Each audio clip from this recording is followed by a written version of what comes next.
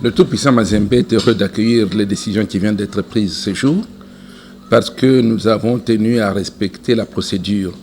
Et sous l'égide de notre président, Moïse Katumbi Tchapoué, nous avons été autorisés à mener cette procédure du début à la fin. C'est-à-dire, on a d'abord introduit les dénonciations et à ces dénonciations, la LINAFOOT nous a répondu par la négative. Nous sommes encore retournés à la LINAFOOT avec une procédure d'appel à laquelle la LINAFOOT a encore insisté pour nous débouter. Et c'est ainsi que nous sommes allés en invocation, ayant toutes les preuves que si jamais on appliquait le règlement, on allait nous donner raison. Je parle de notre conflit avec l'équipe des Dauphins Noirs qui a joué avec nous à Goma alors qu'elle était suspendue. Il fallait d'abord que la LINAFOOT lève la suspension de l'équipe des Dauphins Noirs avant d'autoriser le match contre le TP Mazembe. Or, cela n'a pas été le cas.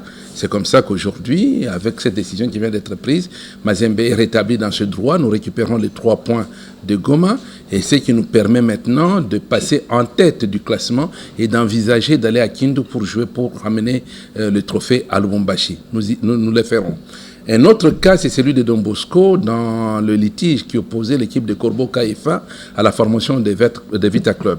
Parce que vous savez très bien que le joueur Matutala Voamazao a été formé à la KFA avec les joueurs comme Junior Lombangi ou Arsène Zola. Donc ce sont les joueurs avec lesquels il a joué. Et puis après, on a été surpris d'apprendre que Matutala Zao Voama ne s'appelle plus Zao, il s'appelle Zola, et qu'il était en train de jouer dans l'équipe de Vita Club. Nous n'avons pas apprécié cette façon de faire des choses. Et les renseignements demandés à la VECOFA nous ont prouvé qu'on pouvait aller jusqu'au bout de la procédure et gagner ce combat-là. Et aujourd'hui, en appliquant le règlement, ça montre que le football est une école de loyauté et de fair play. Le football est régi par les règlements. Et les règlements sont interprétés de la même façon pour tout le monde.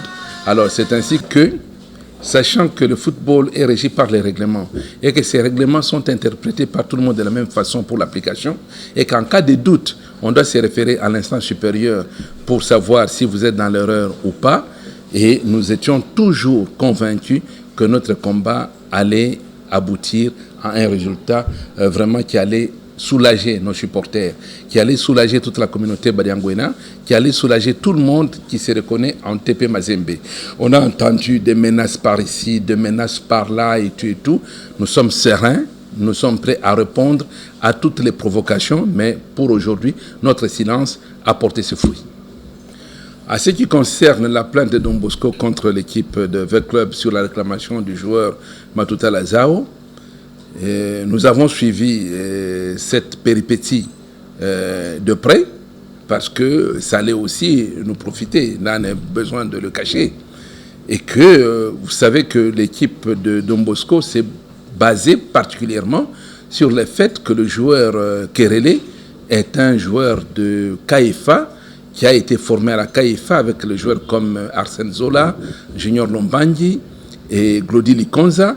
Ce sont des joueurs qui ont été formés et qui sont aujourd'hui dans des équipes majeures de Lubumbashi.